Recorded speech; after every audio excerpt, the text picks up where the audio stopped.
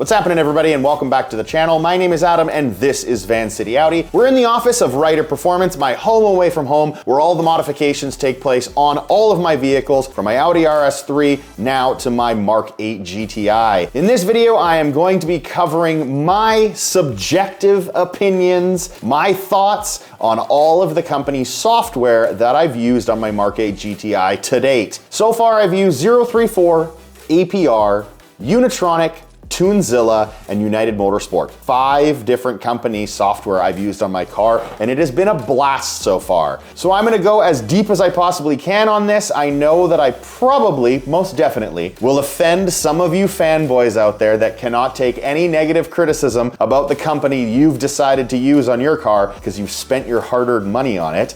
And I also know that I may piss off some of the companies that I'm working with because I'm going to offer my opinion on how things have worked so far, where I think some improvements could be made, or also some things that I really just haven't enjoyed. But I'm gonna be brutally honest with you guys and let you guys know my opinions.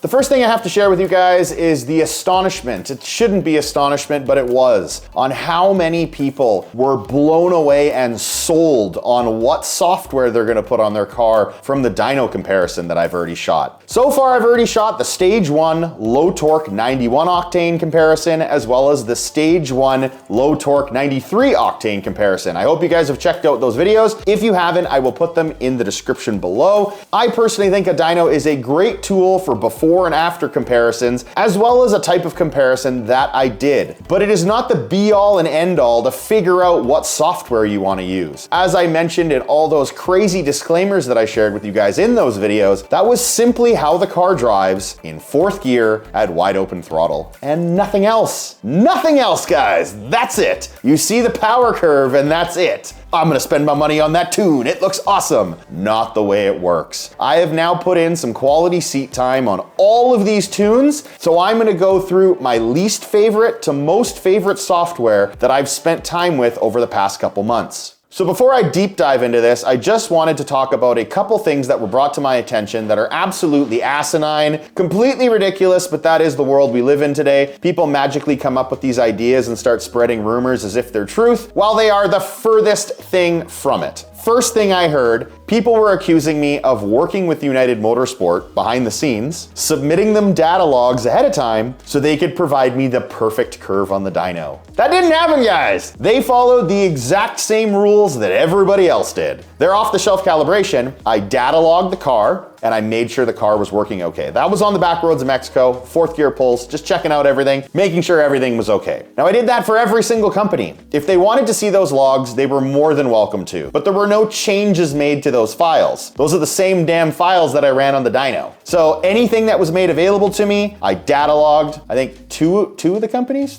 companies wanted to see the logs to make sure the car was running fine, which is fine. I'm happy to do so. And it did. They worked fine on the dyno. Some worked better than others, but they all worked fine. There was no issues with the car. So know that United Motorsport didn't have any different rules than anybody else. They followed the exact same guidelines that I asked for from every single company. Now, the second thing I want to point out is just how amazing it was that people instantly were like, whoa, look at United Motorsport's curve. It's perfect. Oh, they're the best. It's as if no one listened to what I said. Now, you do need to know, though, this was the first run and it was the smoothest. They made more power on the next 2 runs, but they were quite up and down in terms of the smoothness of the graph. That was 1 pull. The next 2 pulls, they looked worse, way worse. But the way I organized this whole thing was to show the smoothest of the 3 pulls, which that was by far. I already mentioned the other 2 runs made significantly more power, but the graph looked way worse than the other ones. It's as if no one heard me say that. It's so weird. But anyways, those 2 things were the things that really caught my eye, things that I heard through the grapevine and that really bothered me. So I'm just letting you guys all know, everybody played by the same rules. It was wonderful that everybody everybody was happy to jump on board and do this with me. I should thank them all again. You guys are awesome. All 5 companies for allowing me to do this, being confident enough in your software to know, put it on the dyno, test it out, put it on the street, test it out, and let us know what you think, and let the people know. That's what I've done so far and what I'm going to continue to do. So thank you to all of them. Now, before I get into the least favorite to the most favorite, I just wanted to make something very crystal clear to all of you and remind you all, Tunezilla and United Motorsport are both custom software manufacturers. They will custom tune your car, whether it's on a dyno, whether it's data logs on the back roads of Mexico, wherever. You can submit logs to them and they can change the file for you to your liking, whether it's more power, less power, torque earlier on, torque later on, whatever it may be. So my criticisms of anything to do with those 2 software companies, know that if you were a person that purchased that software, you could report back to them and they can make changes for you. I haven't done that because I'm trying to give you guys just my opinion on how things have been going so far on an off-the-shelf calibration from these manufacturers. So now that I've squashed a couple things, I'm gonna start getting into my feedback on the tunes. The number 1 thing I'm gonna cover is fuel mileage, gas consumption. How well does my car work on all of these tunes? Now, because I was switching through the tunes, I probably wasn't driving long enough on any one particular tune. I was swapping probably about once a week. Some I drove a little longer than others, which you'll know about later. And on average, I saw roughly 26 on the low side and 29 miles per gallon on the high side. When I did more city driving and I was driving like a goofball, I was seeing closer to 26 miles per gallon. When I had more freeway, more highway driving and I was cruising, I saw closer to 29 miles per gallon. Now, if I was just cruising on the freeway, I saw 32, 33 miles per gallon. Then when I started introducing the city driving, it would come down. But you should know that no particular tune really offered me way less gas mileage than the other. They were all very comparable. And now to cover my least favorite software versus my favorite software to drive in as a daily driver. I'm not looking at a dyno graph here. I am simply going off feel. Very subjective. What I felt and what I'm feeling could be very different than someone else. So I want you guys to all realize this is just my opinion. I don't have data that I can show you guys. It's just my opinion. Starting off on my least favorite software to drive to date is, and I know you guys are gonna be pissed about this, United Motorsport. Holy moly, I said it. The one that everybody was praising for amazing dyno results is the worst to drive, in my opinion. Again, they're a custom software company. If I wanted to approach them and say I don't like this, this, and this, they could change it for me. But I am just going on what I felt for this off-the-shelf calibration. I feel like it is the most noticeable from your first and second gear to your third gear. And I believe that's probably because they have a boost by gear setup. A lot of the companies do, but for some reason this feels the most noticeable. First and second gear, I feel like you have to give it significant more throttle application than you do other tunes. The other tunes feels more linear in power, whereas this one is more that on and off switch. Once you get into boost, it's whoa, and you're instantly going. Now for some people, you might like that feeling, really getting slammed into the back of your seat. But for me, I want a nice, linear, smooth power delivery, and I don't feel like I'm really getting that in United Motorsport just for the day-to-day usage. When I was using the car as a daily driver, that was my least favorite tune to use, and I was happy to get off of that software and onto something else. My second least favorite software is Tunezilla, another one that made good, healthy torque and really good horsepower on the 93 octane tune. But again, very personal, very subjective. I'm not as much of a fan of that really big torque hit off the get-go. Again, it feels incredibly fast. You get hit into the back of your seat, and that is what you're feeling. I should mention again that I only have a stock TCU. I do not have a tuned TCU, and that might play into this as well. But the amount of power you're getting down low in the gear changes, it doesn't feel as refined or as smooth as some of the other tunes. I have to think it is because of the heavy torque hit that you feel. Makes a ton of torque, feels incredibly fast. I'm not gonna take that away from them, but I don't think it was quite as smooth and as refined as some of the other ones. Number 3, right in the middle, is Unitronic. Smoother, but still with that big torque hit. It hits hard. It feels fast. Unitronic feels quite fast on the street while you're daily driving. But again, very, very subjective, very personal. I don't feel like, especially with a front wheel drive car, I should stress that. Front wheel drive car with that much torque, you're more likely to get wheel spin. And I'm used to all-wheel drive cars where you step on it and it's you get thrown, but it's all four tires biting. Whereas when you get that really heavy torque hit down low, you're more likely to get wheel spin, which is what I found with Tunezilla and Unitronic with the heavy torque they're able to produce even on these low torque files. Now, something I should mention about Unitronic, because fair is fair, they have two files available, a GBX file and a low torque file. When I asked them what file they wanted me to use, they said GBX.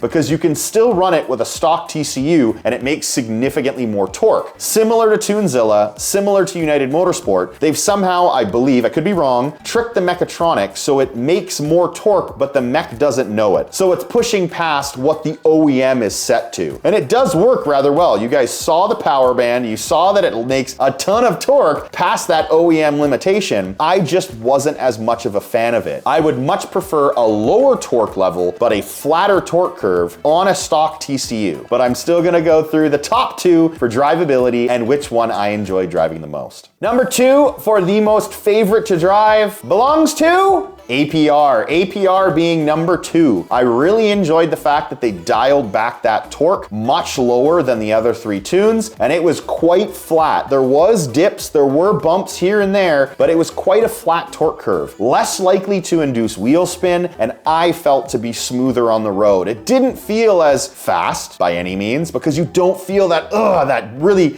kick in the pants of torque, but I liked it for the smoothness that it provided. And lastly, my favorite tune to drive so far has been 034 Motorsport. As you guys saw on those dyno videos, a very, very flat torque curve and the lowest torque figure out of any of the tunes I tested. Now, I have a stock TCU untuned, so I don't want to throw a bunch of torque at it. I love the fact that it's lower. I love the fact that it is flat. I love the fact that the horsepower keeps going and going and going. To me, it felt more refined and more smooth to drive. It wasn't as in your face. It wasn't as punchy. That's a good word. It wasn't as punchy as some of the high torque files, but I have a stock TCU. I don't necessarily want to throw all that torque at it when I'm not sure how the mech or how the clutches are going to handle it. Without a TCU tune, I don't have any increased clamping pressure to make sure it can handle all that torque. That hasn't been done. It's still on the OEM calibration. So the fact that 034 has the lowest torque amount, I feel like they're playing within that limit and it does feel smoother. So now that I've gone through all five of the tunes and what I felt about them, I wanted to fill you guys in on something else that I did. I was planning on releasing a 100 to 200 kilometer an hour / 60 to 130 mile per hour video on each of these tunes, back to back to back to back, and see how they'd perform. Sadly, that isn't gonna happen. I had every intention of doing it, but I will quickly go over right now why it is never going to happen. First of all, I don't have the patience anymore. It is such a pain in the ass to do that type of testing, especially to find a wide open area in Mexico where the street is just flat with no traffic, no pedestrians, no cyclists, just open, flat, easy to access, and not to worry about a thing. That is hard to come by. Now, I did go out and try to accomplish that, and what ended up happening is as follows. I did the typical thing that I've done to date where I randomly choose the order in which I'm gonna flash the car. I started out with 034 Motorsport. They were the one that I picked. Ironically, they've been my favorite to drive, and ironically, they were the first to go. I did my 60 to 130, felt fine, no issues, drove, yay. Once I had finished with 034, next one I picked was Unitronic. Loaded up Unitronic's file and went out to do my run. Problem with that one was, on the gear change, I believe it's 4th to 5th gear, there was a definite hesitation. A bit of a,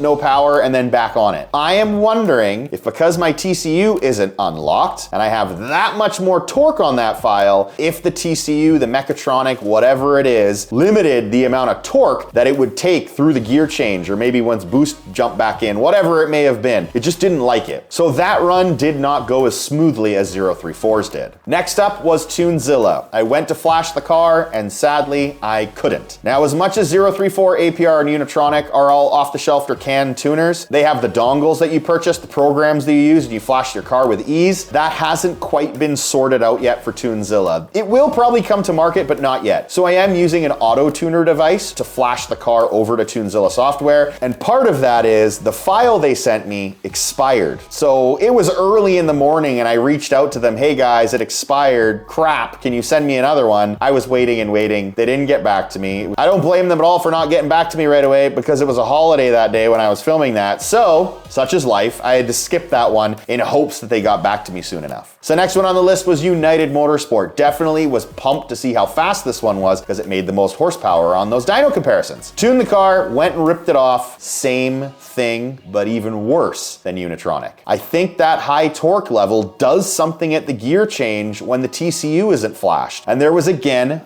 a hesitation. You can definitely feel it kind of stutters, stumbles, and falls on its face a little in between those gear changes. Whereas when I did it with 034, it was significantly smoother. So that one again did not go as smoothly as I had hoped. So last up was APR, and I was ready to flash over to APR, but that couldn't happen. Because, another thing that I haven't covered in this series, United Motorsport and the way they flash cars with different tunes, it changes your box code. So all of these other companies' software, they don't recognize that box code that they've created for me. So they don't have any tunes available for me. So before, United Motorsport had a stock file available for me, so I could always flash back to stock so I could use the other company's software. For whatever reason, I think it was an accident. I imagine when he went to load up some new files for me for the E85 testing that I will be doing very shortly. Woohoo! Get excited for that. He accidentally removed the stock file. So I was stuck. I'm literally stuck on that tune right now as I'm filming this. I have not got the stock file from him. None of the other software recognizes the box code, so I couldn't continue filming. So the amount of time that I put into making those dyno comparisons and the amount of time it was gonna take me and I spent to shoot that 60 to 130 comparison, it's ridiculous, and in the end, I don't have patience for it anymore. The fact that it didn't work out, many other things didn't work out, I've been trying to do comparisons like this for a long time, and something always goes wrong, so I hate to break it to you guys, I will not be going and doing any 100 to 200 kilometer an hour testing or 60 to 130 testing for you guys to see back-to-back comparisons. The wear and tear on my car is tremendous. I apologize, guys. I know that's a lot of what I should be testing because that's real world acceleration rather than what you see on a dyno, but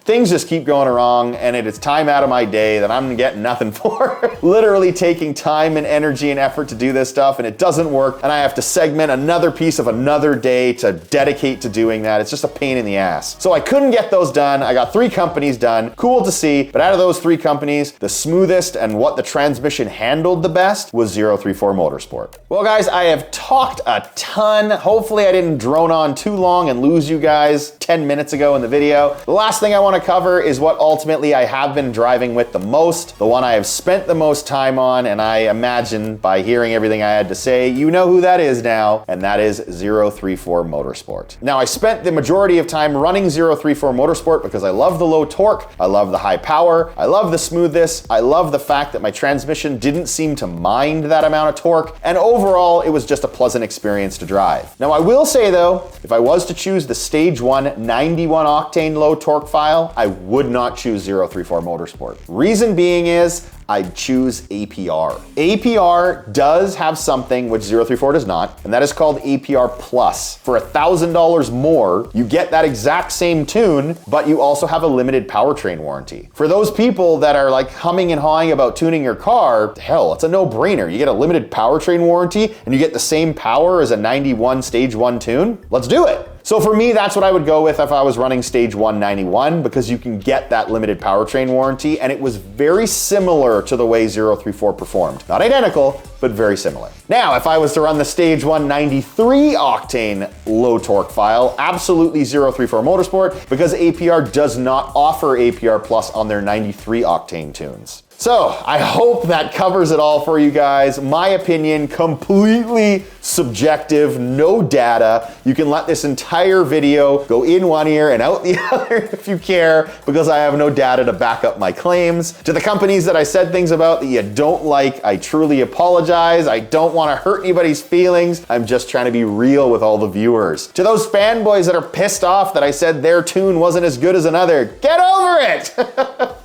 You may have spent your money on one company's tune that is not too late to switch to another company's and see if they're any better. If there's one thing this video series has taught me is every company brings something to the table, something a little different, a little spicy over here, a little hot over here, totally different offerings that make their software unique from one company to the other. Lots of fun to be had on whatever company you go with. Stay tuned, guys. Now that I've knocked out the stage 1 low torque pump gas files, it's time to step it up.